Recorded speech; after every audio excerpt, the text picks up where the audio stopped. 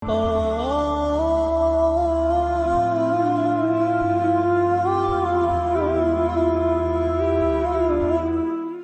لیے حدیث میں آتا ہے جب کوئی حج کرتا ہے اور ایسے کرتا ہے کہ نافرمانی نہیں کرتا، گناہ نہیں کرتا، صحیح حج کرتا ہے جیسے اللہ کے رسول نے بتایا ہے، دل اور جسم کے لحاظ سے بھی صاف پاک ہو کر، فرمایا جب وہ حج کر چکتا ہے، حج کر کے فارغ ہوتا ہے، اللہ کے نبی نے فرمایا گناہوں سے ایسے پاک ہو جاتا ہے جس طرح آج ہی ماں کے پیٹ سے نکل کے دنیا میں آیا ہے،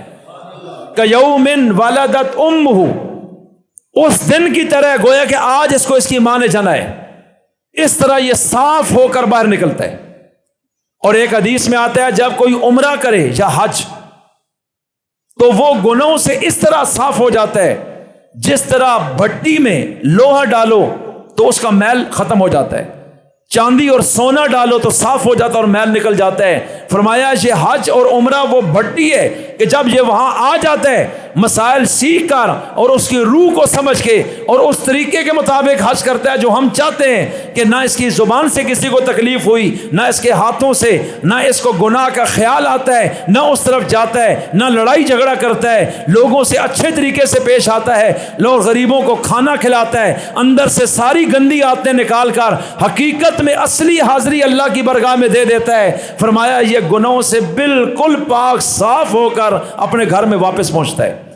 اور ایسے صاف جس طرح آگ کے اندر سے لوہا میل سے صاف ہو کر باہر نکل آتا ہے۔ یہ اللہ کے رسول نے مثالیں دی ہیں، اصحاب رسول کو سمجھایا ہے اور ان کے دلوں میں ترغیب پیدا ہوئی۔ اس لیے جب آپ نے خود حج کیا، آخری بات کرتا ہوں، سن 10 ہجری میں آپ نے باقاعدہ اعلان کروائے شہروں میں بندے بھیج کر ہر علاقے میں کہ میں حج پہ جا رہا ہوں، تمام مسلمان نکلے حج پہ، یمن میں بھی، طائف سے بھی، مکہ سے، مدینہ سے، تمام قبائل سے مسلمان نکلیں، کوئی شخص پیچھے نہ رہے، اور میں چاہتا ہوں میرے ساتھ حج کریں اور حج کے مناسک جو میں ادا کروں وہ دیکھیں اور اگلوں تک ان کو پہنچائیں، اور میں نے بڑی اہم نصیحتیں اور وصیتیں بھی کرنی ہے، ہو سکتا ہے اس کے بعد تو مجھے کبھی اس طرح نہ دیکھ سکو، اس لیے اہتمام کر کے آپ نے اصحاب رسول کو بلایا ہے۔ اور حضرت علی المرتضیٰ یمن کے گورنر تھے، آپ نے وہاں آرڈر پہنچایا، یمن کے سارے مسلمان بھی وہاں سے پہنچے، تمام گورنر شہروں کو بھی وہاں پہنچائے، اور آپ نے اس اہتمام سے حج کیا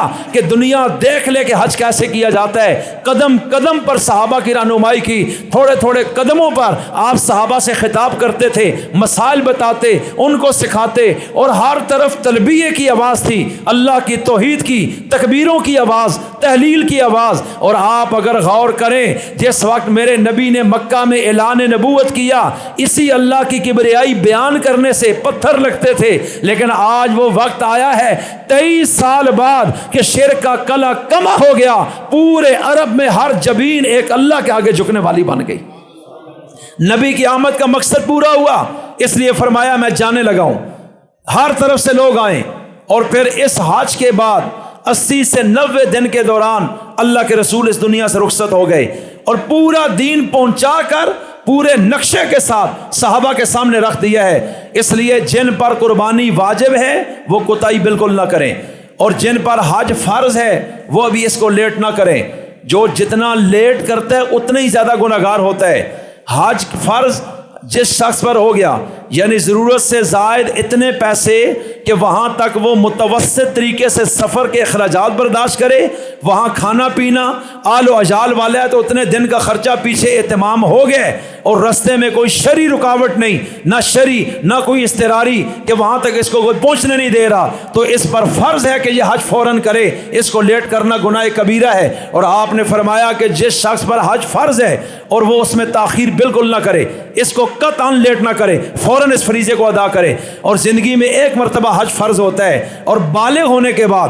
اگر کسی نے نابالغی میں کیا تو وہ نفلی ہے، جب بالغ ہوتا اب فرض ہو جائے گا، اب اس نے ادا کرنا ہے۔ اور فرمایا کہ جب کوئی شخص حج فرض ہے، رکاوٹ بھی کوئی نہیں، وسائل بھی موجود ہے، اور پھر بھی حج نہیں کرتا، آپ نے فرمایا مجھے اس کی پرواہ ہی نہیں، چاہے وہ یہودی ہو کے مر جائے یا نصرانی ہو کر، مجھے اس کی کوئی پرواہ نہیں۔ یعنی آپ نے اس شخص سے نفرت کا اظہار کیا ہے کہ یہ ایک ایسا شخص ہے جو اللہ کے گھر میں اللہ کے عشق کی آگ میں نے اس کے دل میں لگائی، اس کے اندر تڑپ ہی نہیں ہے، تو ایسا شخص چاہے یہودی بن جائے یا نصرانی، مجھ رسول کو اس کی پرواہ نہیں ہے۔ اب سوچ لیجئے کن پر حج فرض ہے اور کتنے سالوں سے اور آج تک ادا نہیں کیا، چاہے وہ شادی کا بہانہ ہے، مکانوں کا بہانہ، بچوں کی شادیوں کا بہانہ، شریعت ان کو نہیں مانتی۔ حج کے جو مہینے ہیں، الحج اشہر معلومات، شوال، ذوالقعدہ اور ذوالحج کے پہلے 10 دن فرمایا، چونکہ یہ جو حج کے مہینے ہیں، اگر حج کا مہینہ داخل ہوا اور اس وقت وسائل ہیں، بے شک بچوں کی شادیاں بھی ہیں، لیکن اب اس مہینے میں جو ہی داخل ہوا شوال اور اس کے پاس اتنی گنجائش ہے حج کے لیے، تو یہ حج فرض ہے، اس نے وہاں پہنچنا ہے۔ اب اگر یہ کسی چیز کو بھی بہانہ بنائے گا کہ میں نے مکان بنانے ہیں، شادیاں، اسلام کہتا ہے یہ کوئی عذر نہیں ہے، ان سب چیزوں کو چھوڑو، آپ حج کے لیے جاؤ۔ البتہ اگر ان مہینوں میں اس کے پاس گنجائش نہیں ہے، عام مہینوں میں تھی اور اس نے اس وقت بچوں کی شادیاں کی تو کوئی مسئلہ نہیں، لیکن جب یہ مہینے آ گئے اور اس کے پاس گنجائش اللہ نے بنائی ہے، یہ حج کے مہینے ہے، اب اگر وہ کہتے ہیں نہیں شادی کرنی ہے، اسلام کہتا ہے نہیں، چھوڑ دو اس کو، تم وہاں چلے جاؤ، تمہارے اوپر وہ فریضہ لاگو ہو چکا ہے۔ اللہ سمجھ کے اور عمل کی توفیق عطا فرمائے۔ وما علینا الا البلاغ المبین۔